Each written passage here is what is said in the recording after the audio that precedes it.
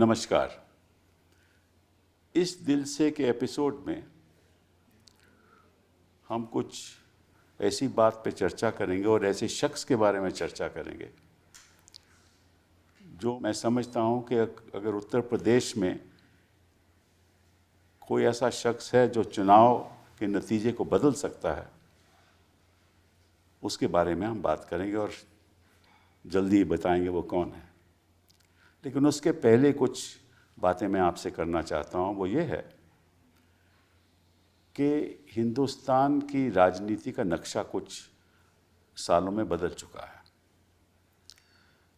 चाहे केंद्र की सरकार हो या भाजपा की राज्य में सरकार हो, उनका मकसद एक रहता है कि किसी तरीके से चुनाव जीता जाए। कोई भी षड्यंत्र इस्तेमाल किया जाए ताकि चुनाव जीता जाए। और सबसे पहले तो वो संस्थाओं का कब्जा करते हैं, मीडिया तो कब्जा कर चुके हैं, और फिर वो जो खास राजनीतिक लोग हैं विपक्ष के, उनके ऊपर केस दर्ज करते हैं, अक्सर झूठे होते हैं, और ताकि वो कचहरियों में जाते रहें, अपनी बेल कराते रहें, उनको जेलों में बंद भी किया जाता है और प्रेशर भी डाला जाता है कि आप अपना रवैया बदलिए। तो आपने देखा होगा कहीं भी हो, अगर कांग्रेस की सरकारें हों प्रदेशों में, तो उनके चीफ मिनिस्टर के खिलाफ केस चलाए जाते हैं, और राज्य में सरकारें हों तो जो ऑपोजिशन लीडर हैं वहाँ के या ख़ास ऑपोजिशन के लोग हैं, उनके खिलाफ झूठे केस दर्ज किए जाते हैं। और सबसे ख़तरनाक बात यह है कि शासन और इन्वेस्टिगेटिंग एजेंसीज, जो पुलिस इन्वेस्टिगेट करती है, इन्वेस्टिगेशन एजेंसीज शासन के इशारे पे चलती हैं। झूठा केस बनाना हो तो बन जाएगा, और केस अगर नहीं भी दर्ज होना हो, उस लायक नहीं भी हो, तो फिर भी दर्ज होगा, एफआईआर दर्ज हो जाएगी, फिर निश्चित रूप से उसकी इन्वेस्टिगेशन होगी और झूठ बयान लेकर एक चार्जशीट भी फाइल हो जाएगी। पर वो लड़ता रहे इतनी देर में। जो नीचे की अदालतें हैं, हमने देखा है, तो वो तो अक्सर कन्विक्ट ही करती हैं। क्यों कन्विक्ट करती हैं, ये मैं आपके ऊपर छोड़ता हूँ। लेकिन ऐसे ही राजनीति में ऐसा बदलाव आया है कि लोकतंत्र को बहुत भारी खतरा है। और हम दिल से के एपिसोड में कुछ ऐसी बातें आपसे, कुछ ऐसी बातों पर चर्चा करेंगे, कुछ कानून के किस्से आपको कुछ एपिसोड्स में दिखाएंगे और उसकी असलियत आपको बताएंगे, ताकि आपको भी ये ज्ञान हो जाए कि किस तरह से हमारी राजनीति चल रही है। तो जिस शख्स के बारे में जो मैं समझता हूँ कि एक बहुत ही अहमियत है उनकी उत्तर प्रदेश में, वो हैं आज़म खान साहब। आपका आज़म खान साहब बहुत स्वागत है। मुझे ये जानकारी नहीं थी कि आप वकील भी थे। आपने 1974 में अलीगढ़ मुस्लिम यूनिवर्सिटी से लॉ भी पास किया, और आप स्टूडेंट पॉलिटिक्स में भी रहे, आप एएमयू के जनरल सेक्रेटरी भी थे। और मुझे ये भी नहीं मालूम था कि आप इमरजेंसी में आप जेल भी गए। फिर आपने हमेशा वकील के नाते गरीब तबकों के लिए लड़ाई लड़ी, लेबर राइट्स के लिए लड़ाई लड़ी, रिक्शा वालों के लिए लड़ाई लड़ी, आपने बीड़ी वर्कर्स के लिए लड़ाई लड़ी, आपने टेक्सटाइल लेबरर्स के लिए लड़ाई लड़ी। फिर आप जब पॉलिटिक्स में आए तो आप तो फाउंडर रहे समाजवादी पार्टी के, सुना है आप फाउंडर रहे मुलायम जी के साथ। और इस बीच जब आपने 10 बार रामपुर में चुनाव भी जीता, 10 बार, कहने की बात है। ज़्यादा होंगे क्योंकि बीवी भी जीती। अच्छा, ओके। और बेटा भी जीता। उसी कॉन्स्टिट्यूंसी से मैं एमपी भी हुआ। एमपी भी बने आप। तो इस तरह 13-14 राज्य सरकार में आप बहुत अहम मंत्री भी रहे 4 बार। हाँ, तो आपने मतलब कि आपका जो राजनीतिक जीवन है वो मैं समझता हूँ कि मेरी उम्र से ज़्यादा है। आपकी उम्र से ज़्यादा। तो आप वैसे 1980 से लेकर 92 तक आपने कई पार्टी बदली भी? नहीं, कोई नहीं बदली। पहले आप जनता पार्टी में नहीं थे? मैं जनता पार्टी में था। हाँ। उसके बाद जब वो टूटी तो हम तो चौधरी लोकदल में चरण चले सिंह गए? चौधरी चरण सिंह साहब के फिर ग्रुप जनता के। दल में गए? फिर जब जहाँ जहाँ मुलायम सिंह जी गए वहाँ वहाँ हाँ, जो भी ना, तो पार्टी तो बदली ना। फिर आप एक बार एसपी में आए तो उसके बाद आपने कभी नहीं बदली? नहीं, एसपी का तो मैं फाउंडर मेंबर ही रहा। जी हाँ। और जब बेगम हजरत महल पार्क में एक बहुत तारीखी सम्मेलन हुआ जिसमें समाजवादी पार्टी बनने का ऐलान हुआ, तो उसका संविधान भी मैंने ही रखा था। अच्छा। और उस दिन मैंने बताया था कि मेरी अपनी ज़ाती हैसियत क्या होगी पार्टी में और हिंदुस्तान में। जिस तरह कभी मौलाना मोहम्मद अली जौहर से ये पूछा गया कि आपका मज़हब क्या है, तो उन्होंने कहा कि मैं पहला मुसलमान, मैं दूसरा मुसलमान और मैं आखिरी मुसलमान। लेकिन अगर कोई मुझसे मेरी वतनियत पूछेगा तो मैं कहूँगा मैं पहला हिंदुस्तानी, मैं दूसरा हिंदुस्तानी और मैं आखिरी हिंदुस्तानी। जी हाँ। ये मैंने अपनी हैसियत उसी दिन वाज़े कर दी थी कि मेरे जीने का तरीक़ा ये होगा, ताकि समाज ये जान ले कि अगर उन्हें मेरे ख़यालात से इत्तेफाक हो तो मुझे वोट करें और ना हो तो ना करें, क्योंकि सबको अपने अकायद पर कायम रहने का हक़ संविधान भी देता है और हर शख्स का मज़हब भी देता है, हमारा समाज भी देता है। कोई किसी से ज़बरदस्ती नहीं करता। जी हाँ।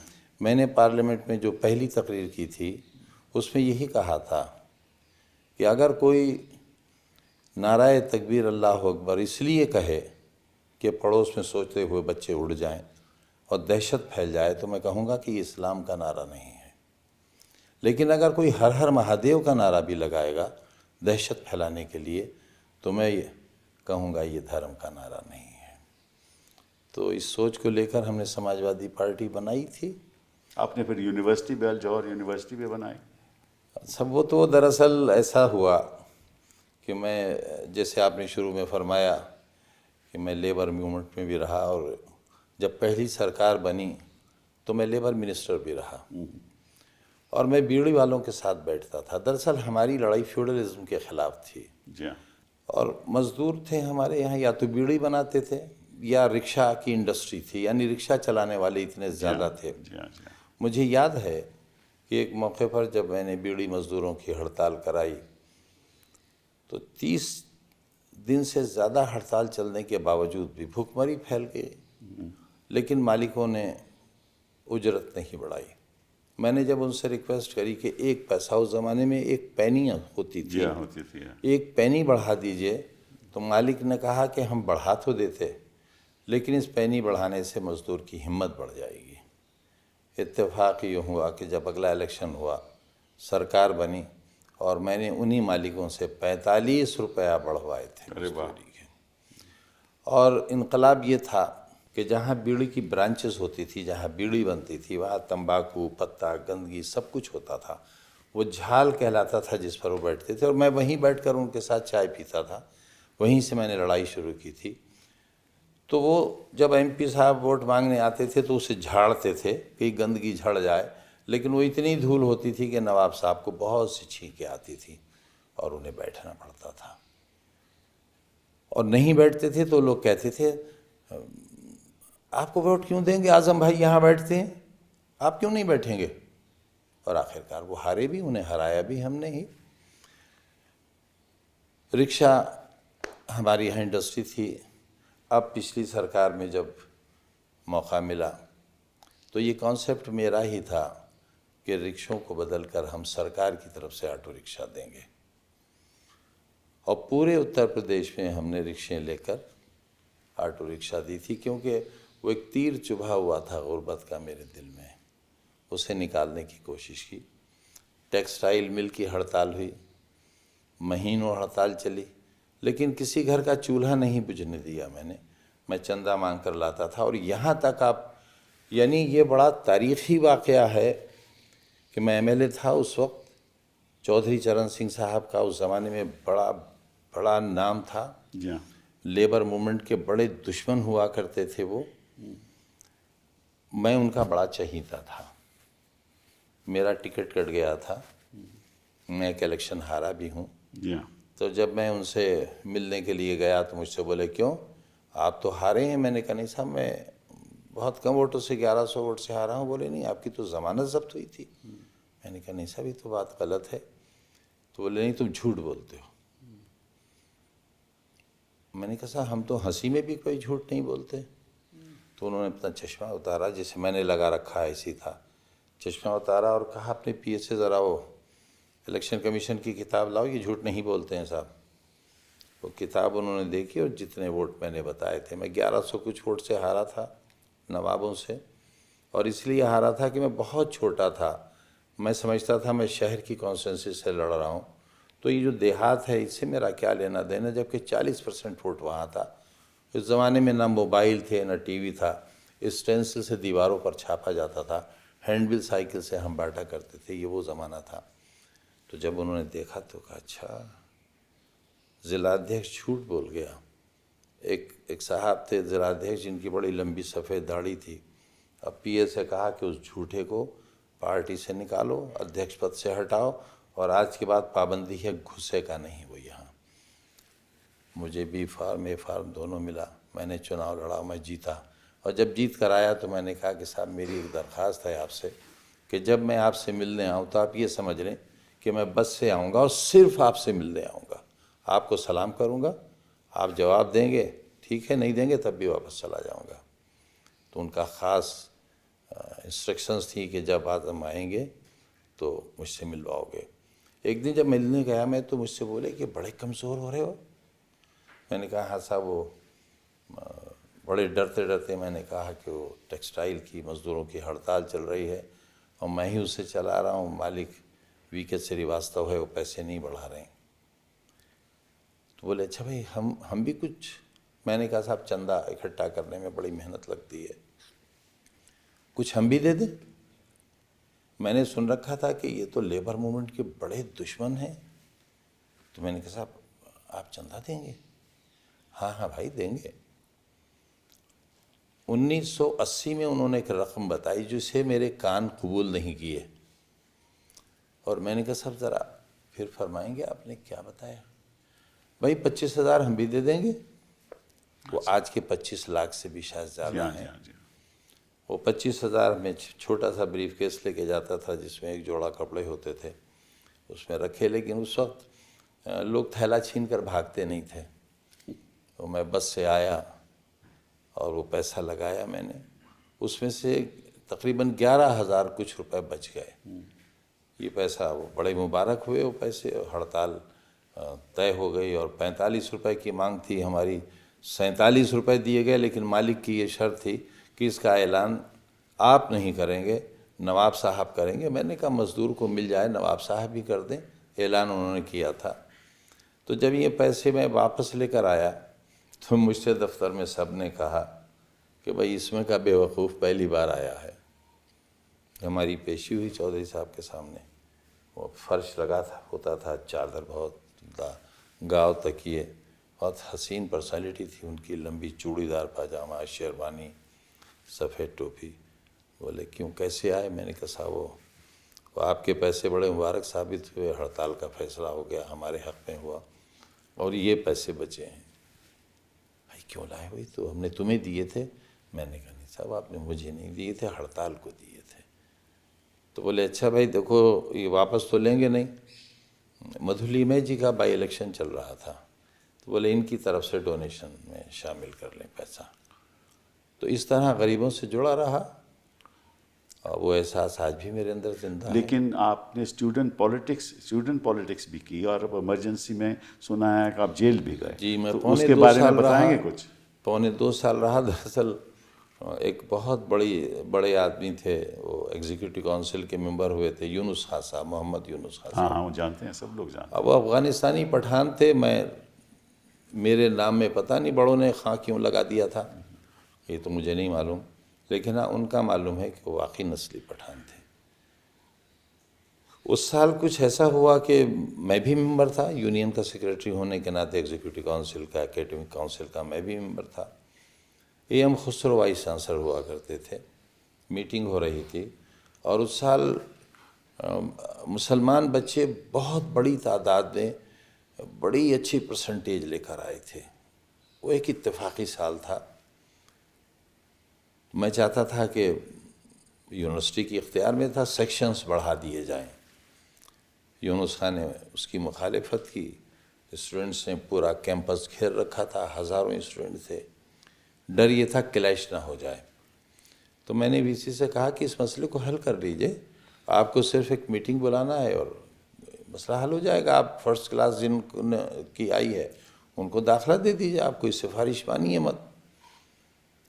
तो यूनुस खान ने कुछ हल की बात कही, तो जाहिर है हल की बात का भारी जवाब देना ज़रूरी था। वो नाराज़ हो गए। चंद रोज़ पहले ही हमने यूनियन में उनको इस्तकबालिया दिया था, लाइफ मेंबर बनाया था। तो सबसे पहले तो ज़ाहिर है पठान आदमी थे, उन्होंने लाइफ मेंबरशिप से इस्तीफ़ा दिया, वो मैंने एक्सेप्ट कर लिया। बस वो सरगंजा हुआ कि चील कौवों को हमारा सर मिल गया। उसी वक्त इमरजेंसी लग गई और यूनुस खान साहब ने हमें गिरफ़्तार कराया। और गिरफ़्तारी भी बहुत शानदार हुई, बहुत शानदार गिरफ़्तारी हुई। कितने साल रहे आप जेल? मैं साहब 2.25 साल तकरीबन रहा। पहले अलीगढ़ जेल में रहा, अच्छा। DIR में जब मेरी ज़मानत हो गई। और उन्होंने मुझे गिरफ़्तारी के बाद एक ऐसी कोठरी में रखवाया जिसमें, वो कोठरी मेरे नसीब का हिस्सा बनी हुई है, जिसमें सुंदर डाकू रहता था जिसे बाद में फांसी हुई थी। तो बड़ी तकलीफ़देह कोठरी थी, ज़मीन के अंदर थी और 24 घंटे में थोड़ी देर निकाला जाता था। पेशाब पखाना भी, एक कुंडली उसमें राख पड़ी होती थी। और ये मेरे 2 दाढ़ें नीचे और 2 दाढ़ें इधर की बिल्कुल नहीं है। मुझे आज भी खाना खाने में बहुत तकलीफ़ होती है। जो नाश्ते में हमें चने दिए जाते थे या मुझे, वो इतने सख्त होते थे कि चना नहीं टूटता था, दाढ़ टूट के निकल जाती थी। तो 20 दिन बाद मेरे लिख कर देने पर कि मैं अंधा हो जाऊंगा यहाँ के अंधेरे से, तब मुझे बैरिक में शिफ्ट किया गया। और ये भी एक अजीब बात है कि इल्ज़ाम क्या था आपके खिलाफ? सब देशद्रोह का था। तो उस समय क्या देश, आप तो स्टूडेंट थे, देश मैं द्रोही LLM फाइनल सेमेस्टर का स्टूडेंट था, क्या यूनियन का देशद्रोही सेक्रेटरी पड़ी था। अब ये तो यूनुस खान साहब बता सकेंगे या उस वक्त की सरकार बता सकेगी। बाद में फिर जब DIR में ज़मानत हो गई तो मीसा सर हुआ हम पर। और मीसा जब हुआ तो जाहिर है माँ तो माँ होती है। माँ जब मिलने के लिए आई तो एक बड़ा सा मिरर आया। एक रूम में पहले से उन्हें बैठा दिया गया, एक रूम में मैं था, और मिरर में माँ को दिखा दिया गया और माँ को मुझे दिखा दिया गया। जाहिर है ये वो लम्हे थे। एक तो ये वाक़या बड़ा दर्दनाक ज़िंदगी में गुज़रा। और एक जब इस बार मैं रामपुर जेल से बीवी को वहीं रोक लिया। पिछली बार हुआ ये था कि हम तीनों को सीतापुर जेल भेजा गया था, तो मैं और अब्दुल्ला दोनों एक छोटी सी कोठरी में रखे गए और बीवी को ज़नानी बैरिक में भेज दिया गया। लेकिन थे एक जेल में तो थोड़ा इत्मीनान था कि महफूज हैं। लेकिन इस बार सरकार ने ये तय किया कि ये तीनों एक जगह थे तो मिल लेते थे। लाओ इस दिल के टुकड़े हज़ार हुए, कोई यहाँ गिरा कोई वहाँ गिरा, इन टुकड़ों को भी मुंतकिल कर दिया जाए। तो बीवी को वहीं रोका और हम दोनों को बाहर लाया गया जेल से। रात के 3:30 बजे हमें सोते से उठाया गया। अब ये लम्हे ऐसे हैं, अगर जिसके औलाद होगी उसे दर्द होगा मेरी बात से, कि जब मेरे लिए अलग गाड़ी और एक बहुत बड़ी सी गाड़ी में अब्दुल्ला को जब कहा तो मैंने पूछा अधिकारियों से कि भाई ये आप क्या कर रहे हैं, मेरे साथ भेजिए, आप कहाँ लिए जा रहे हैं, अलग अलग कैसे? तो उन्होंने कहा नहीं साहब आप अलग जाएंगे, ये अलग जाएंगे, इनकी अलग जेल है, आपकी अलग है। तो मैंने पूछा मैं कहाँ की जेल में हूँ और ये कहाँ? उन्होंने कहा ये आपको रास्ते में या पहुँच कर पता चल जाएगा। मैं सुन रहा था जेल में कि एनकाउंटर्स हो रहे हैं और बहुत दिल में अजीब सी कैफियत हुई। और उस वक्त जब हम दोनों गले मिल के जुदा हुए तो मैंने कहा बेटे ज़िंदगी रही तो मिलेंगे और नहीं मिली तो ऊपर मिलेंगे। मुझे लगता नहीं था कि हम मिल पाएंगे। और लेकिन वो रात ये जब हुआ और अगला दिन बहुत सख्त गुजरा था जब तक ये मालूम नहीं हो गया कि वो जिंदा है। ये बताइए कि ये सब आपके खिलाफ जो होने लगा ये 2017 के बाद हुआ जी क्योंकि जब सरकार बदली और नई सरकार बनी उत्तर प्रदेश में तो ये सब मुकदमे आपके खिलाफ किए गए। और मैं कुछ देख रहा था कि एक मुकदमा किया गया कि आपने जो अली जौहर यूनिवर्सिटी है उसने किसानों के ज़मीन पे कब्ज़ा कर रखा है। 4.25 बीघा ज़मीन, हाँ मुझे मालूम है, 4.25 4.25 बीघा ज़मीन और 27 दावेदार एक ही परिवार के। जी हाँ, जी हाँ। मैंने उन्हें बुलाया और मैंने उनसे कहा कि भाई आपकी जहाँ ज़मीन है आप ज़मीन पर कब्ज़ा ले लीजिए। तो उन्होंने कहा हमें तो मालूम नहीं। मैंने कहा भाई मुझे भी मालूम नहीं। ये तो रेवेन्यू ऑफिसर ने एफआईआर लगाई। जी, रेवेन्यू ऑफिसर ने एफआईआर लेकिन उस दर्ज पर की। क्रिमिनल धाराएं, हर चीज़ में, सिविल मैटर्स में, सब में क्रिमिनल धाराएं लगाई गई। मुर्गी चोरी करूंगा नहीं, वो मैं, तो बात की बात है। इसमें मैं आप कुछ उसमें मैं अर्ज़ करूं आपसे कि जब मैंने उन्हें बुलाया फिर मैंने उनसे कहा कि भाई पैसा ले लो, जो रेट वालों ने लिया है वो ले लो, तुम्हें ज़मीन नहीं मिल रही, मुझे भी नहीं मिल रही, लेकिन मेरी जान बख्शी कर दो, पैसा ले लो। तो उन्होंने कहा अगर पैसा लेंगे तो डीएम मार डालेगा। पैसा भी नहीं लिया उन्होंने। नहीं, लेकिन जो इसमें खास बात जो ये है कि जो एफआईआर हुई वो तो एक हुई ना कि भाई इन लोगों की ज़मीन नहीं आपने नहीं नहीं ले सर, ली। 27 नहीं, वो लोग बाद में वो बाद में एक एफआईआर इसने लिखाई रेवेन्यू ऑफिसर ने, फिर उन हर किसान को बुलाया गया कि तुम अपनी सेपरेट जी एफआईआर जी जी लिखो। 27। तो उसके बारे में मैं आपको बताना चाहता हूँ, शायद आपको तो मालूम होना चाहिए, ये बड़ी इंटरेस्टिंग बात है, ये दर्शकों को बतानी ज़रूरी है कि ये एफआईआर ये वाकई है 2006 का जी और एफआईआर हुई 2019 में। जी जी कानून ये कहता है कि अगर किसी को किसी चीज़ की शिकायत हो तो वो तुरंत एफआईआर करेगा। तो किसी की ऑब्वियसली कोई शिकायत नहीं थी। इस पर सुप्रीम कोर्ट के कई फैसले हैं।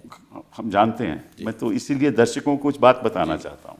तो ये एफआईआर 13 साल बाद हुई जी और उसमें एक इंटरेस्टिंग बात यह है कि कब हुई ये 13 जुलाई 2019 में पहली हुई जी 4:56 पे, फिर 13 जुलाई 5:47 पे, फिर 14 जुलाई 1:21 पे, फिर 15 जुलाई 11:14 पे, फिर 16 जुलाई को 1 2 3 4 5 6 7 8 एफआईआर हुई और उसका टाइम है 22:22, दैट मीन्स 10:22, फिर 10:34, फिर 10:44, फिर 10:42, फिर 11:02, फिर 11:11, फिर 11:18। मतलब कि 13 साल के बाद इन किसानों को उसी टाइम ख्याल आया कि हमें 8 एफआईआर उसी दिन उसी जगह करनी है। क्या ये अमलन संभव है ये संभव हो कि ही नहीं सकता। मिनटों के अंदर एफआईआर लिखी जाएं? इसका मतलब कि इन लोगों ने, इसीलिए मैं ये सवाल आपसे पूछ रहा और था। एक चीज़ और शायद आपकी इत्तला में हो कि एक ही क्राइम नंबर, हाँ, एक ही क्राइम नंबर, एक थाना अलग, दूसरा थाना 7 किलोमीटर दूर, बिल्कुल और फासला सिर्फ 2 मिनट का। बिल्कुल, और हाँ बिल्कुल 2 मिनट का फैसला। तो ये तो आप फर्जी काम है। अब ये फर्जी एफआईआर भी आपके खिलाफ केस चल रहा है। सारे मुकदमे फर्जी हैं, एक भी अगर सच्चा तो दुश्मनी होता। क्यों आपके खिलाफ? सब कुछ तो मेरे अंदर होगा, इतने साल रहा। लेकिन एक बात है, जी हाँ, इन सारे मुकदमों के बावजूद कमीशन खोरी का, रिश्वत का, बेईमानी का एक भी दाग नहीं है इस दामन पर, एक भी मुकदमा नहीं है। हाँ, मैं मुर्गी ज़रूर चोरी कराई, मैंने वो भी खुद नहीं की। अगर खुद करता तो मुर्गी तो मिल जाती, वो भी मैंने चोरी कराई। नहीं, उसमें तो सब मुकदमों में 120, दैट इज कंस्पिरेसी आपके खिलाफ लगा है। 21 साल की सज़ा, 21 साल की सजा। 36 लाख रुपए जुर्माना जी हाँ, सिर्फ एक मुकदमे में। जी हाँ। मुझे तो कुदरत से कई लाख साल की उम्र मांग के लाना पड़ेगी। अजीब व गरीब आपके खिलाफ हो रहा है, ये क्यों हो रहा है, कैसे हो रहा है, किस लिए हो रहा है? सब हमारे साथ तो बहुत से चीफ मिनिस्टर्स रहे। मैं इतने लंबे अरसे विधानसभा में रहा, मैं आज भी सीनियर मोस्ट वहाँ का रहा हुआ एमएलए हूँ, लेकिन सभी इस कदर अच्छे वास्ते ताल्लुकात रखते थे। हाउस के अंदर बड़ी सख्त बयानी होती थी और मेरा तो आलम यह था, अल्हम्दुलिल्लाह आज भी है, कि जब मैं बोलता था तो सुई की आवाज़ भी सुनाई देती थी। अपोजिशन के लोग भी मेरी तकरीर सुनते थे कि मैं क्या कह रहा हूँ। बाहर निकलकर मुझसे चीफ मिनिस्टर्स कहते थे, भाई नाराज़ तो नहीं हो। ये रिश्ते होते थे हमारे। 1980 का दंगा हुआ मुरादाबाद में, Vishwanath Pratap Singh chief minister, opening speech मेरी, और क्या आलम था। हिंदुस्तान टाइम्स ने लिखा था उस दिन, हेडलाइन थी, a heart rending speech in Uttar Pradesh Vidhan. Sabha मैं जब तकरीर करके बैठा तो विश्वनाथ प्रताप सिंह जी खड़े हुए और बोले, आपने जो कुछ कहा है बिल्कुल सही है, ये आप रिकॉर्ड से चेक कर सकते हैं। मैं मुजरिम हूँ, मेरी सज़ा तजवीज़ कीजिए। मैं एकदम खड़ा हुआ और मैंने कहा कि आपकी सज़ा ये है, और बल्कि शुरू मैंने यूँ किया कि ये आपकी शराफत और जमहूरियत की जीत है कि एक मुख्यमंत्री अपने जुर्म का इकरार कर रहे हैं और अपनी सज़ा पूछना चाहते हैं। तो सिर्फ आपकी सज़ा ये है कि आप अभी अपने इस्तीफ़े का ऐलान कर दीजिए। तो पूरा हाउस रूलिंग पंजों पर खड़ा हो गया, हाउस एडजॉर्न हो गया, मैं बाहर आ गया। लेकिन बाहर निकलते ही हाथ मिलाया। जो करवाहट जो आज बनी कुछ हुई नहीं, है, तसव्वुर नहीं। बल्कि हम तो अपनी जेबों में पर्चे रखते थे, किसी के ट्रांसफ़र का, किसी की बीमारी का। हाउस में लड़ाई, और बाहर जैसे चीफ मिनिस्टर निकले, उन्होंने हाथ बढ़ाया, हमने हाथ में 2 पर्चियाँ दे दी, वो उसी वक्त काम हो जाता था। तो लड़ाई का तो हमें फ़ायदा होता था, क्योंकि उस वक्त नफ़रतें नहीं थी, हिकारत नहीं थी, एक दूसरे को जलील नहीं करते थे, बर्बाद नहीं करते थे। आज एक और किस्सा है आपके बारे में, एक आरोप लगा है और उसका भी वाक़या 2016 का है, और एफआईआर हुई 2019 में, जिसमें कहा गया कुछ लोगों ने कि आपने, आपके लोगों ने, आप नहीं, आपके लोगों ने आके उनके घर ढा दिया। ठीक है जी साहब, घर मगर ध्वस्त कर दिया। 4 नवंबर 2016 को, 16 को। उससे पहले ज़मीनों पर सरकार ने कब्ज़े लिए। मेरा गुनाह यह है कि मैं वज़ीर था। जी हाँ। सरकार ने कब्ज़ा लिया, कब्ज़ा लेने में भी कुछ वक्त लगा होगा। उस पर मल्टी स्टोरी बहुत बड़ी इमारत बनी गरीबों के लिए, आसरा कॉलेज। आसरा योजना। यस। आसरा नाम भी मेरा ही रखा हुआ था। अच्छा। 1.5 साल तो लगा होगा। जी हाँ। फिर उसका अलॉटमेंट हुआ। जी हाँ। 4 तारीख को अलॉटमेंट हो गया, लोगों ने कब्ज़े भी ले लिए, जी हाँ। और 6 तारीख को एफआईआर होती है कि साहब आज हमारे मकान तोड़कर उससे पायल, खंडवे और मुर्गी चुरा ली गई। लेकिन जब अदालत में वो डब्बे खोले गए, चोरी एफआईआर में है कि सोने की पायल, चांदी की पायल, सोने की चूड़ियाँ, सोने के बुंदे, लेकिन जब डब्बे खोले गए तो एक डब्बे में एक सामान निकला, फिर एक के बजाय 2 डब्बे आए अगली तारीख पर, उन 2 में सामान निकला, फिर 2 का घटकर 1 हो गया, और सामान वो निकला जो ये सड़कों पर बिकता है, वो मसनूई वाला। उसमें किसी में सोने और चांदी का कोई आइटम नहीं। लेकिन प्रोसिक्यूशन में सुना है उन्होंने वहाँ जो मैप रखा वो किसी और जगह का मैप था कि यहाँ घर दूसरी बना, जगह का वहाँ दूसरी लगा दिया। और हाई कोर्ट ने उस पर बहुत बुरा माना। जी हाँ। जी हाँ। बहुत बुरा माना। तो ये जो केस हैं लगभग 94 केस, इनमें सबके नहीं आप साहब, 114। नहीं, वो तो पुराने कुछ है ना, जो ख़त्म भी हो गए, विड्रॉ भी हो गए, वो भी उन्होंने बीच में लगा दिए हैं। लेकिन अभी जो केस लाइव हैं, रीओपन करें ना फिर वो। हाँ हो सकता है, लेकिन 94 केसेस हैं, उसमें से आपको सभी में बेल रखी है, सब फिलहाल तो सब में बेल है। वो तो आप ही तो देखा है। नहीं वो तो ठीक है, लेकिन उसमें आप क्या करते हैं कि जब बेल हो जाती है तो एक और सेक्शन आईपीसी का लगा देते हैं। 3 धाराएं बढ़ा दी बढ़ा ताकि मैं देते हैं। रोक लिया जाऊं। मैंने तो बंधा हुआ सामान खोल लिया था, फिर रहना है। तो इसके पीछे आपके कोई तो आप में ख्याल आता होगा कि इसके पीछे क्यों हो रहा है ये सब। देखिए, पहले हम एक दूसरे की सियासी मुखालिफत करते थे, जी हाँ। जनता में अपनी बात कहते थे, जनता वोट देती थी। अब ऐसा नहीं है। अब सरकार चलाने वाले वोट मांगते नहीं हैं, वोट छीन लेते हैं। जी हाँ। पूरे मोहल्ले सील कर दिए गए, घरों में बाहर से डंडेला लगाकर ताले डाल दिए गए, लाठी चार्ज हुआ, दरोगा लोग तमंचे लेकर दौड़े। कौन वोट डालने निकलेगा? अब इस तरह की नफ़रतें, डराया जाता है, धमकाया जाता है, रिश्तेदारों को प्रताड़ित किया जाता है। अब मेरा छोटा सा शादी घर था, वो मेरी बच्चों की रोज़ी रोटी का, जिस दिन शादी होती थी पुलिस चली जाती थी कि साहब एक तिजोरी चोरी हुई है, उसकी तलाश कर रहे हैं। बाराती भाग जाते थे, मुझे पैसे वापस करना पड़ते थे, लिहाजा वीरान हो गया। तो इस तरह से माशी मार भी हुई। अब ये मुकदमात जिस तरह से हम लड़ रहे हैं आप जान सकते हैं। मैं घर बेच रहा हूँ तो कोई घर खरीदने नहीं आता। मैंने पूछा क्यों नहीं खरीद रहे हो? बोले भाई आपसे कौन खरीदेगा, और मार डालेगी पुलिस हमें कि आपने क्यों खरीद लिया इसका मुजरिम का घर।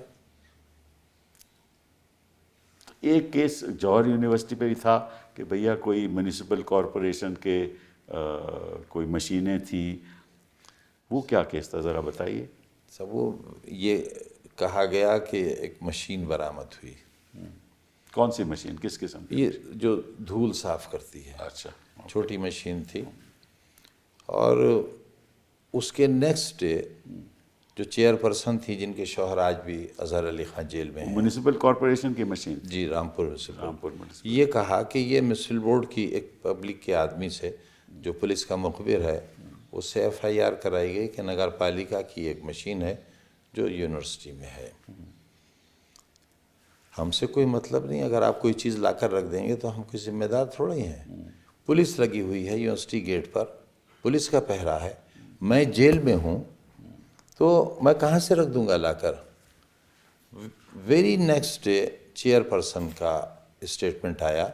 उन्होंने कहा कि नगर पालिका की जितनी मशीनें थीं उन सब की मौजूदगी है, उन सब की ये रसीदें हैं, मौके पर आप देख सकते हैं। ये मशीन इस नंबर की हमारे यहाँ कभी आई ही नहीं, ना ये हमारी है जिसे आप हमारी कह रहे हैं। इनको पता कैसे चला कि ये मशीन यहाँ है? साहब वो तो गैब का हाल है, उनको मालूम रहता है। नहीं नहीं, ऐसा नहीं हुआ।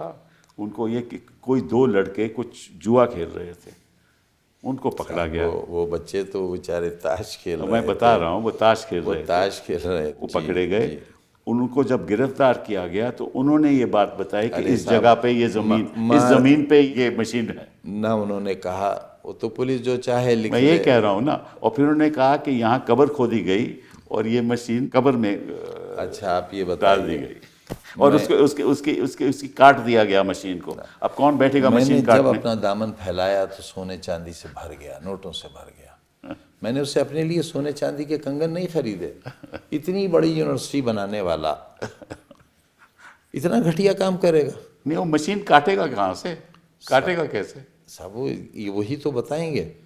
तो बर्डन ऑफ प्रूफ तो उन पर है, लेकिन बताना मुझे पड़ रहा है। पर ऐसे केस में आपकी गिरफ्तारी हो रही है, आपको बेल नहीं मिल रही, अदालत बेल नहीं दे रही, अदालत सुनवाई नहीं करती, अब होगा क्या? आपको एक मज़ेदार मुकदमा और आपके पास आएगा। मैं चौथी बार वज़ीर हूँ, जेड सिक्योरिटी है मेरे पास। बीवी मेरी उस वक्त एसोसिएट प्रोफेसर थी। वज़ीर रहते हुए, बीवी सर्विस में होते हुए, जो शख्स बीड़ी सिगरेट नहीं पीता है, मैंने शराब की दुकान लूटी है जनाब, अच्छा, और 16,900 रुपया गले से चोरी किया मैंने और मेरी बीवी ने। My God. उस डकैती में भी मुलजिम है साहब। रोइए जार जार क्या और कीजिए हाय हाय क्यों। तो ये इस बीच आपने, क्योंकि आप कितनी अरसे जेल में रहे और खैर मुकदमे तो हम लोग लड़ते ही रहे, लेकिन आप समाजवादी पार्टी के साथ क्या बातचीत रही इन 2-4 सालों में? अच्छा, इसमें बेचारे मेरा क्या कर सकते थे? मेरी क्या मदद कर सकते थे सिवाय इसके कि मेरे लिए दुआ करते, मेरे लिए बयान देते। वो बयानात मेरे हक़ में आते रहे, आज वो भी लोग आते मुझसे हैं। जेल में मिलते रहे। अभी अखिलेश जी ने कहा कि ये सारे बेकसूर और सारे फर्जी मुकदमे जी, आपने उठा कई लिए। बार कह चुके हैं कि हम ये वापस लेंगे, लेकिन मैं चाहूँगा ये कि जब भी कभी सरकार आए तो उस हद तक मेरा दामन बेदाग हो, मैं मुजरिम की हैसियत हाउस में न जाऊँ। जी हाँ, जी हाँ। तो मेरे कोई एक और भी मुकदमा आपके खिलाफ चला कि भाई 2004-5 में या बाद में, 19 साल बाद FIR हुई। हाँ वो तो खैर मालूम है कि आप अपनी गाड़ी से जा रहे थे, उस समय आप मिनिस्टर थे, तो किसी ने गाड़ी रोक ली तो आपने बदतमीज़ी की और आपने बदसलूक किया अधिकारियों के साथ, पुलिस मैं अधिकारियों अर्ज करता हूँ वाक़या गालिबन ये दिसंबर का आखिरी दिन था और नए साल की शुरुआत थी। किस साल की बात हो रही है ये? मुझे एग्जैक्टली साल याद नहीं। तन्हाई की इतनी रातें गुजारी हैं 5 बरस एक कोठरी में कि याददाश्त पे बहुत असर पड़ा है। अमीर आलम खां हमारे साथ मिनिस्टर थे और मुझे पार्टी ने, मुलायम सिंह जी ने पार्टी की तरफ से गाड़ी दी हुई थी पजेरो। तो ड्राइवर गाड़ी चला रहा था, मैं पीछे बर्थ पर लेटा था। अब्दुल्ला बहुत छोटा सा था, इतना सा होगा। ये आगे बैठा था तो बच्चों की तरह ये उचक कुचक कर देख रहा था। एक रात पहले सीआरपी के गेट पर फायरिंग हुई थी। कहा गया था कि आतंकवादियों ने हमला किया। वहाँ एक साहब एसएसपी थे, उनसे जाहिर है जब हम राजनीति में हैं तो अधिकारियों से तो हमारी लड़ाई होगी ही। वो जो फैसले लेंगे उसके खिलाफ हमें उनके कुछ करना है, वरना फिर हमारी ज़रूरत क्या है। वो मुझसे नाराज़ थे। वो फिर वो डीआईजी हो गए थे। मुझे कुछ नहीं मालूम बैकग्राउंड में क्या है। पजेरो अपनी रफ्तार से चली जा रही है। मुजफ्फरनगर जाना था, मुझे 10-11 बजे तक पहुंचकर वलीमे में शरीक होना था कि एकदम अब्दुल्ला ने मुझे उठाया कि बब्बा बब्बा उठिए, देखिए देखिए बड़ी बड़ी पुलिस है, बड़ी पुलिस है। मैंने देखा कि कतार में पुलिस खड़ी है और सब राइफल्स बिल्कुल ताने हुए हैं। अच्छा। और इस तरह रोड ब्लॉक की है कि गाड़ी निकल सके। यानी आपको अगर लगाना है ब्लॉक करने के लिए तो आप पूरी सड़क रोकेंगे, लेकिन इस तरह लगाया कि गाड़ी निकल सके। उनका ख्याल ये था कि मैं मिजाजन थोड़ा सख्त आदमी हूँ इन मामलात में, तो मैं रुकूंगा नहीं। अच्छा। और जब रुकूंगा नहीं तो उनके पास जवाज़ होगा फायर ओपन करने का। मैंने गाड़ी रोक ली, शीशा उतारा। एक सम खान करके ही इंस्पेक्टर थे, उसके छजलैट थाना मुरादाबाद ज़िला, नंगा रिवाल्वर हाथ में खुला हुआ उनके, मेरे सीने पर उन्होंने तान कर कहा कि गाड़ी से उतरिए। अच्छा। तो मैंने कहा भाई कसूर तो बताइए। तो उन्होंने कहा रेडियोग्राम है ये, और ये रेडियोग्राम ये था कि काले रंग की डार्क ग्रीन कलर की गाड़ी थी, कि काले रंग की गाड़ी आ रही है रामपुर की तरफ से, जिसमें आतंकवादी भी हो सकते हैं। वैसे यानी मुझे मारने के लिए क्या जस्टिफिकेशन था। लिहाजा मैं उतरा और मैंने ड्राइवर से कहा कि बच्चे को लेकर खेतों में दूर चले जाओ ताकि अगर फायरिंग हो तो बच्चा बच जाए। और मैं सड़क के पास फुटपाथ थी, फुटपाथ के पीछे जो ज़मीन थी वहाँ मैं पालथी मारकर बैठ गया। मैंने कहा नहीं, मैं अंदर नहीं जाऊँगा। ज़ोहर की नमाज से लोग बाहर निकल रहे थे। उन्होंने जिसने भी देखा, अरे आज़म भाई अस्सलाम वालेकुम, आप कैसे? मैंने कहा भाई रोक लिया है। वो लोग जमा होने लगे और काफ़ी लोग हो गए। सारे एमएलएज मुरादाबाद के आ गए, फिर डीएमएसपी दोनों आए। अच्छा। और फ़ोटो हैं कि उन्होंने मुझसे कहा कि साहब इससे गलती हुई, ये आपको पहचाना नहीं। अच्छा। मैंने कहा नहीं साहब, इसने तो मेरा नाम लेकर मुझसे पूछा, लेकिन फिर भी आप क्या चाहते हैं? बोले हम चाहते हैं कि आप चले जाइए, तो इसकी गलती है, इसने आपको गलत रोका। वो मैंने सबसे कहा कि भाई मामला ख़त्म हो गया, आप जाइए, मैंने आपको बुलाया भी नहीं था। सारे लोग चले गए और मैं इस ख्याल से कि शाम हो गई है, वलीमा ख़त्म हो गया होगा, मैंने कहा चलो यार दिल्ली चल रहे हैं, एक दिन आराम करेंगे और फिर रामपुर आएंगे। यूपी भवन गया, वो कमरे में जैसे टीवी ऑन किया, पट्टी चल रही थी आज़म खां पर, फला फला धाराओं में मुकदमा दर्ज हो गया। उसमें साहब सज़ा हो गई मुझे, मेरी मेंबरशिप चली गई। हाँ, मुझे मालूम है। और देखिए मेरी मेंबरशिप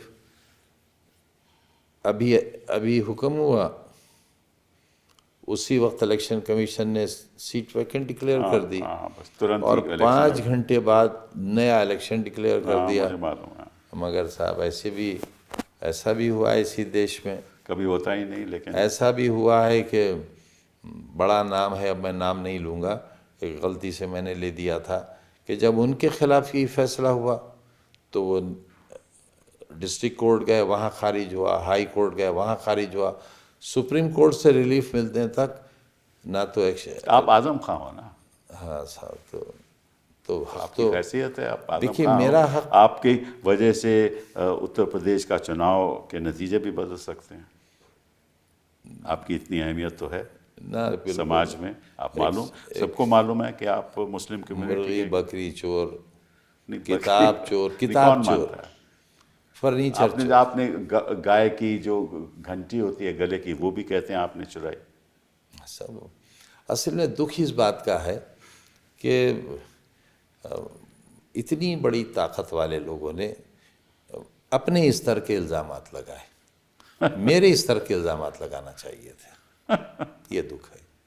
और कौन से इल्ज़ामात थे आपके खिलाफ? साहब पायल चोरी, पायल चोरी कैसे, मतलब आपने नहीं की, वो किसी और ने की, मैंने कंस्पिरेसी कहा आपकी थी। पायल चोरी कर किसी रहा और हूँ। ने की, लेकिन कंस्पिरेसी जी जो दिमाग था, जी कंस्पिरेसी वो जी आप थे। जी जी जी हाँ, सब मेरी। और वो एक पायल चोरी हो गई और एक बकरी चोरी, जी बकरी चोरी, भैंस चोरी, भैंस चोरी, फर्नीचर चोरी। फर्नीचर चोरी। कहाँ रखते थे आप फर्नीचर? साहब ये फर्नीचर जो चोरी का है वो यूनिवर्सिटी का फर्नीचर है। अच्छा, मैं कलकत्ते जाता था अच्छा, वज़ीर रहकर, स्टेट गेस्ट रहता था, वो लाल बत्ती गाड़ी मिलती थी। वो मेरी कौम के गरीब लोग कबाड़ी थे, तो जब मैं जाता था तो आवाज़ें आती थी, अरे ननवा, अरे मुनवा, आओ आजम भाई आ गए, आजम भाई आ गए। और वहाँ कबाड़ का बहुत सामान लगा होता था, जी हाँ, यूँ कि बड़ी बड़ी हवेलियाँ होती थी, वो टूट कर लोग मल्टी स्टोरी बिल्डिंग्स बना रहे थे। तो कौड़ियों के दाम अलमारियाँ, मेज़ें, कुर्सियाँ बेच जाते थे, वो मैं जाकर ख़रीद लेता था। तो जो मेज़ मैं 200 रुपये में लाता था, अलमारी 200, 300, 400 रुपये में। वो ट्रकों की रसीदें हैं मेरे पास आज भी। अच्छा, तो फिर मैं लाकर उनकी मरम्मत कराता था, उन पर पॉलिश कराता था। आप आकर देखिए, कलकत्ता में बहुत बड़े बड़े शोरूम्स हैं जो उन सामान को ख़रीद कर जिस तरह मैं तैयार कराता हूँ उस तरह तैयार कराते थे।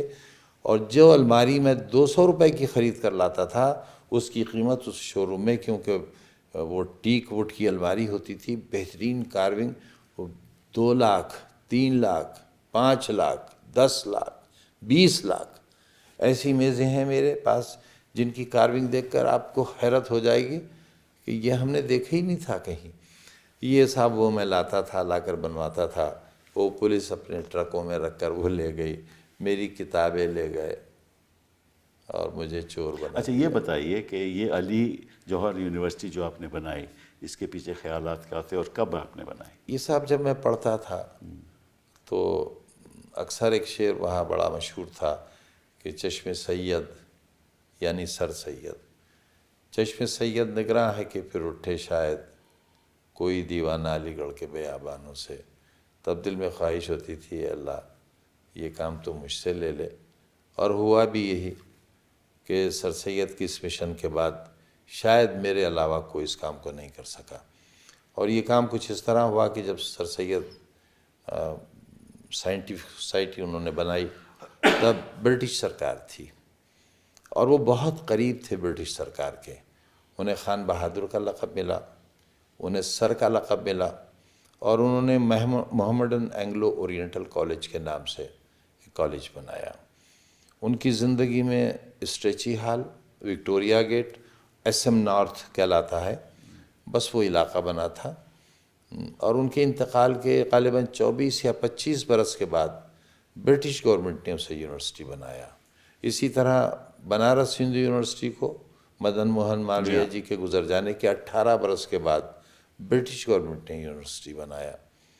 और जब सर सैयद बना रहे थे, एक तस्वुर और एक यूनिवर्सिटी का ही कॉन्सेप्ट था, उन्होंने ऑक्सफोर्ड देखा, कैम्ब्रिज गए, तमाम स्टडी करने के बाद इसे बनाया था।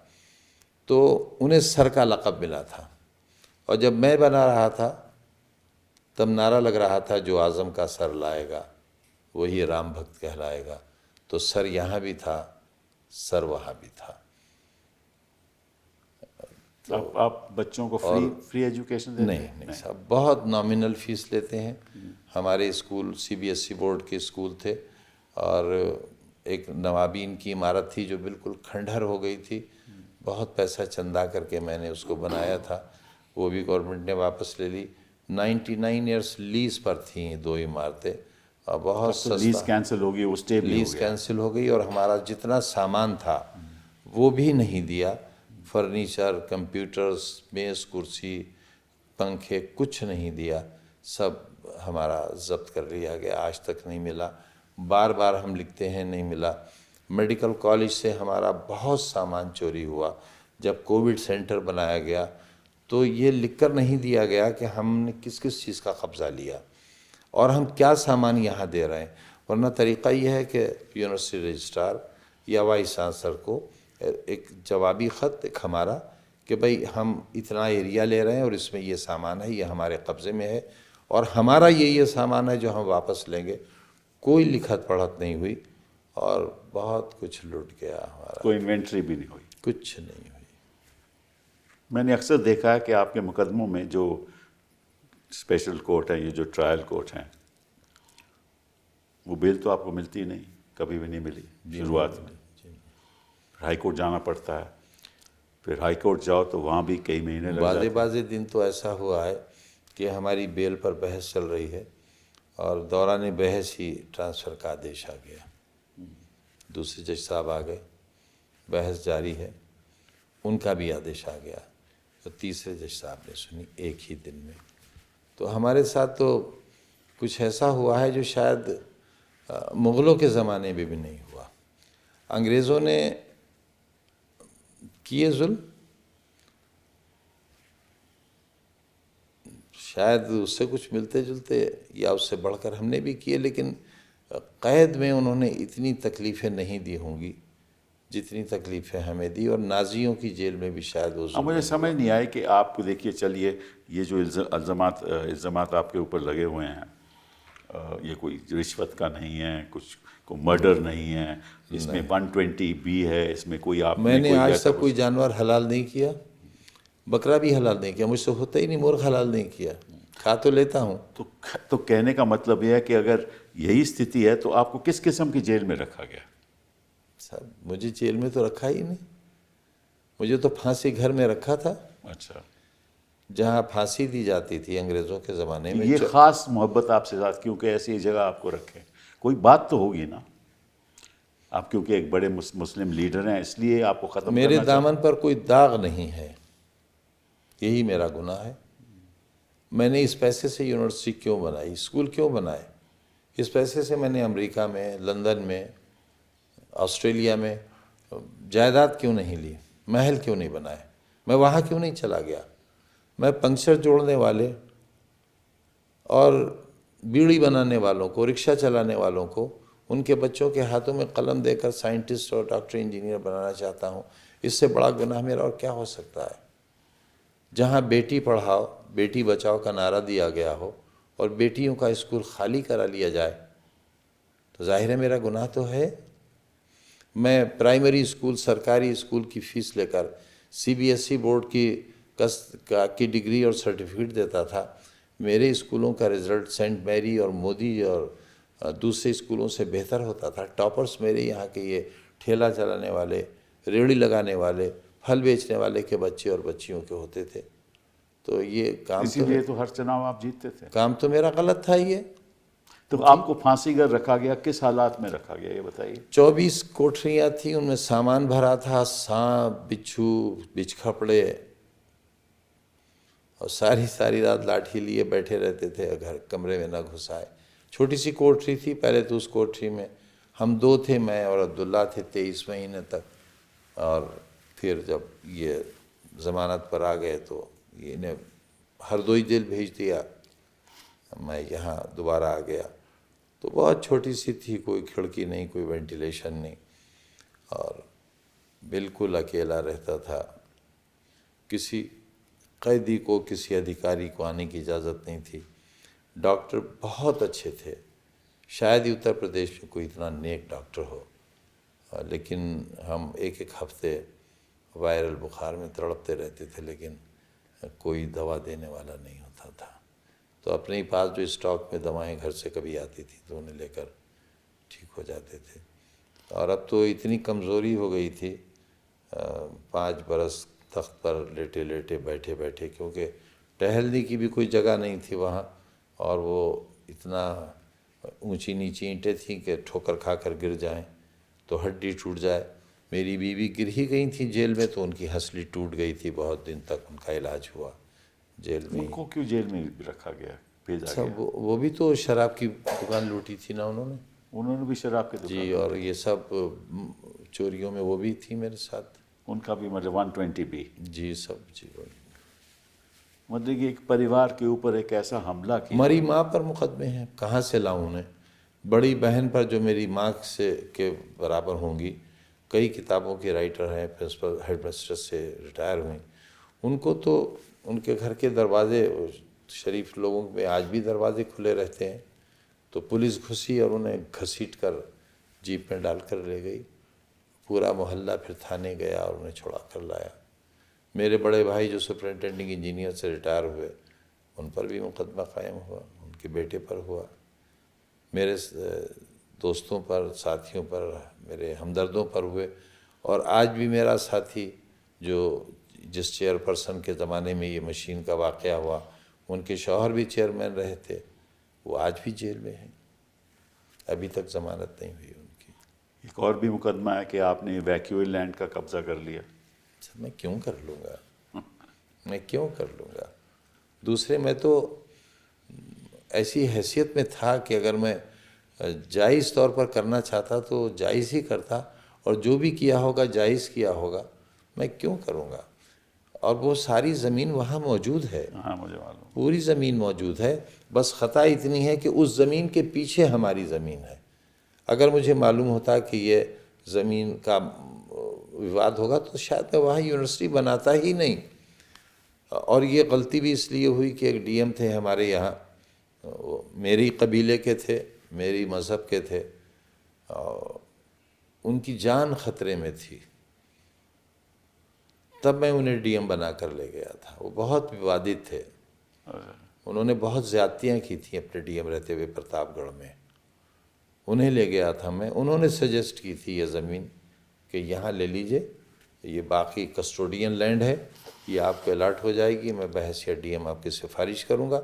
उन्होंने सिफारिश की, और मैं इत्तेफाक से उस वक्त जब उसका आदेश मिल रहा था ज़मीन के अलॉटमेंट का, तो बम्बई के कस्टोडियन ऑफिस में मैं बैठा हुआ था। वो अधिकारी भी सिंह साहब थे।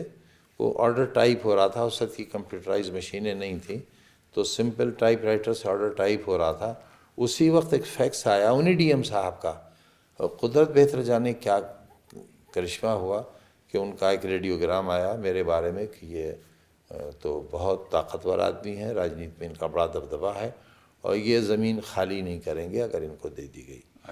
चुनाचे उन्होंने कहा अधिकारी ने कि भाई अगर आदेश आने के बाद ये आया होता तो शायद मैं इसे न मानता, लेकिन अब मेरा ज़मीर इजाज़त नहीं देता, और हम वापस चले आए थे। तो हमारे पास तो ना वो ज़मीन थी, ना वो ज़मीन है हमारे पास, ना हमें ज़रूरत है उसकी। तो इसके पीछे ऑब्वियसली जो सोच है वो केवल राजनीति की है कि आप जैसे विपक्ष के नेता को किसी तरीके से ख़त्म करना, उसके राजनीतिक जो फ्यूचर है उसको ख़त्म करना। कैसे? और अपने बेटे के कैसे? फ्यूचर आप मेरे साथ चलिए, हाईवे पर चलिए। मैं कल का ही बता रहा हूँ, मैं तो इलाज के लिए आता हूँ बार बार दिल्ली। कल मैं गाड़ी बदलने के लिए गाड़ी से उतरा तो दोनों तरफ गाड़ियाँ रुक गईं, और अपनी गाड़ियों से उतर कर लोग आ गए, कोई हाथ मिलाने, कोई नमस्ते करने, कोई हाथ मिलाने, कोई सेल्फी लेने। आने वाले वर्षों में भी लोग आपका हाथ मिलाएंगे, इस हैसियत को तो सेल्फी लेंगे, आपको ये ख़त्म नहीं कर सकते। आप हिम्मत रखिए, और ये बात जनता तक पहुंचनी चाहिए कि किस तरीके से हमारी कानून की अवस्था है, किस तरीके से जो एक ही रक्षक है वो है अदालत। अगर हम वो सब फिल्मों में देखते थे और देखते हैं कि अदालतें बचाती हैं, जब अगर अदालत आम आदमी की हिफाजत नहीं करेगी तो इसका बड़ा भारी नुकसान हो सकता है, लोकतंत्र के लिए ही नहीं लेकिन कुछ ऐसे लोगों के लिए जो हिंदुस्तान के लिए कुछ करना चाहते हैं। ऑडियो वीडियो एविडेंस के बाद फांसी हो जाती है, और फांसी लगने वाला मुल्जिम बरी हो जाता है अगर कोई एविडेंस सामने आ जाए। मेरे बच्चे के बर्थ की एग्जैक्ट डेट का वीडियो मिल गया, हाँ मुझे मालूम है। उसकी फॉरेंसिक जांच हो गई, सारे बयानात हो गए। अब्दुल्ला गोद में है, अच्छा। बड़ा बेटा बराबर खड़ा है, मेरी बहन, सास और सारे सालियाँ वगैरह खड़ी हैं। अब्दुल्ला रोया तो माँ कह रही हैं, और ये सुनी गई आवाज़ कि देखो अब्दुल्ला रोया। तो क्योंकि जब पेट में था माँ के, तो मेरी बीवी ने दुआ की थी अल्लाह से कि अल्लाह अगर मेरे बेटा हुआ तो मैं उसका नाम अब्दुल्ला रखूँगी। तो उसका तो पेट में ही नाम अब्दुल्ला था। मैंने अदालत में कहा, जज साहब ने कहा सरकारी वकील से, अरे भाई अब क्या रह गया? तो हम समझे कि हम शायद साबित करने में कामयाब हो गए कि पर इसमें तो फोर्जरी का केस बन ही नहीं सकता, क्योंकि जो डॉक्यूमेंट बर्थ सर्टिफिकेट है वो आपने थोड़ी ना बनाया नहीं है। नहीं साहब, हमसे क्या हाँ, मतलब, पासपोर्ट आपने थोड़ी ना हमसे बनाया, तो क्या फोर्जरी मतलब, से क्या मतलब है? बट हमसे क्या एनीवे, मतलब। ये एक दौर होता है आदमी की ज़िंदगी में जहाँ ऐसे मुश्किलें सामने आती हैं। लेकिन ऊंचे ऊपर की अदालतों से हमें बहुत राहत मिली, आपके ज़रिए मिली।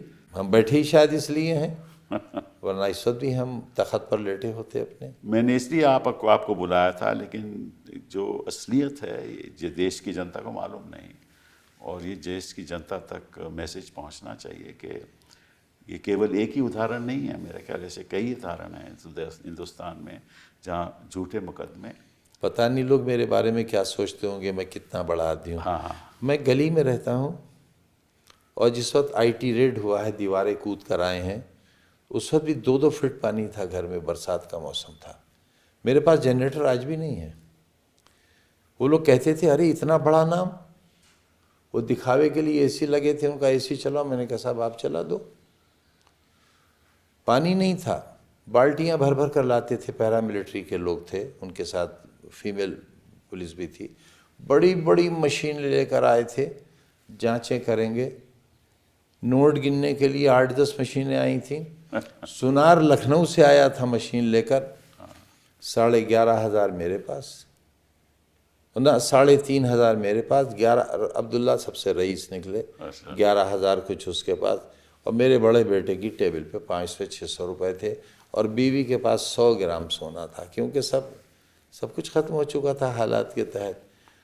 तो वो अधिकारी इतने शर्मिंदा थे, इतने शर्मिंदा थे कि जब वो सर्टिफिकेट दे रहे थे तो मैंने कहा कि आप पर कोई इल्ज़ाम ना आ जाए, आप थोड़े दीवारें तोड़कर और देख लीजिए, और फर्श तोड़ लीजिए, आप पूरा घर गिरा दीजिए, मैं आपको लिख कर देता हूँ कि ना मैं कोई मुआवजा मांगूंगा, ना मैं आपसे शिकायत करूँगा, लेकिन आप मुझे इतने अच्छे लग रहे हो, मेरी वजह से आप पर कोई आँच ना आए, आप इस घर को बुलडोज़र मंगा कर गिरा दो। तो उनका बुलडोज़र तो यहाँ आ ही नहीं सकता, हमारी तो कार नहीं आ सकी, और हम जानते हैं क्या हो रहा है आपके साथ।